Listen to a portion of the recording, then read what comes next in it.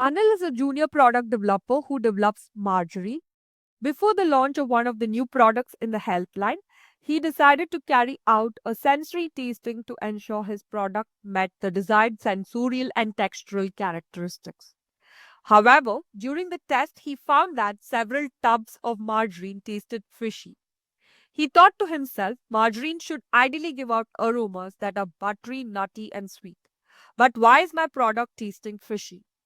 To confirm his hypothesis, he sent a newly prepared batch of margarine and the oxidized samples to an external lab for analysis.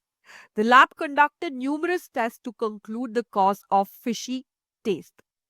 So the problem setting here is Anil's Healthline margarine sample tasted fishy just before the product launch. Anil is into development of margarine, which is rich in mono unsaturated fatty acid and polyunsaturated fatty acid. Such fat-rich products are generally prone to something called as lipid oxidation, wherein when they are exposed to oxygen, they undergo a series of chemical changes resulting in production of something called as free radical. So free radical, if you look at this diagram, is a molecule that has several unpaired electrons in its outermost shell. In case of the molecule here, there are two unpaired electrons.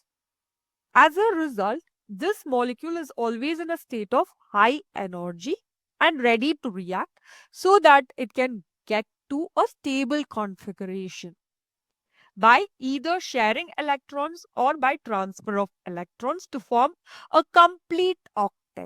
What I mean by complete octet is there are 8 electrons in the outermost shell. The process of lipid oxidation occurs in 3 steps. The first one is called as initiation, the second step is propagation, and the third step is termination. Oxidation in Anil's product could have been triggered either by activity of an enzyme called as lipoxygenase or active oxygen species. It is unlikely that two additional factors, metal ions or irradiation, were the cause. So, when you have this unsaturated fatty acid containing double bond, the double bond is either broken or rearranged, resulting in production of a free radical, which is in state of high energy. Because of the high energy state, it is naturally inclined to react with molecules to return to its ground state. Thus, in the given instance, the generated free radical, it combines with excess oxygen to form a peroxyl radical, which is again a high energy molecule. Okay.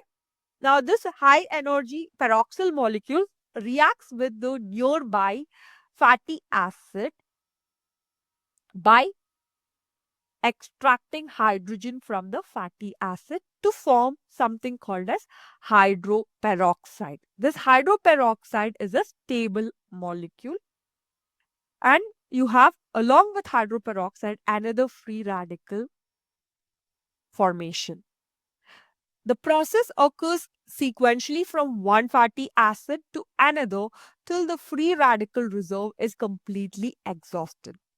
In other words, it implies that there is formation of only non-radical end products in the termination phase of lipid oxidation. If you look at this explanation here, all the chemical reactions in the third phase, you see that there's only formation of non-radical end products.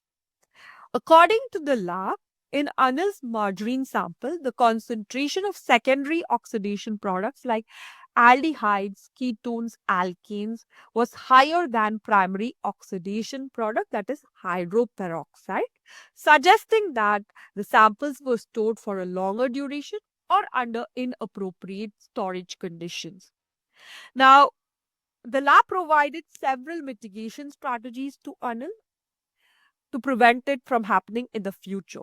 First is making use of free radical scavengers like antioxidants. We have vitamin E and C. They readily interact with free radicals more than your unsaturated fatty acid. Second is we have certain metal ions like iron and copper that are capable of accelerating lipid oxidation. When we make use of appropriate chelators, then the lipid oxidation is completely inhibited. Third is do not store your fat rich product for a long duration in the warehouse. Finally, always monitor temperature and oxygen level right from processing till the distribution of your fat rich product. Now, a question may arise, why is it essential to have mitigation strategies in place? And what is the problem with lipid oxidation? First and foremost, there is a negative impact on the sensorial quality, as highlighted by Anil's example, where his product tasted fishy. Of course, this is not well perceived by the consumers. Second, oxidation can reduce the level of essential fats in the product, meaning the amount of good cholesterol present in your blood is lowered. Third is free radicals can react with cellular components, causing cancer due to their carcinogenic impact. Thank you for staying with me through the video. In case you have any queries, please feel free to put them in the comment section and I'll get back at the earliest.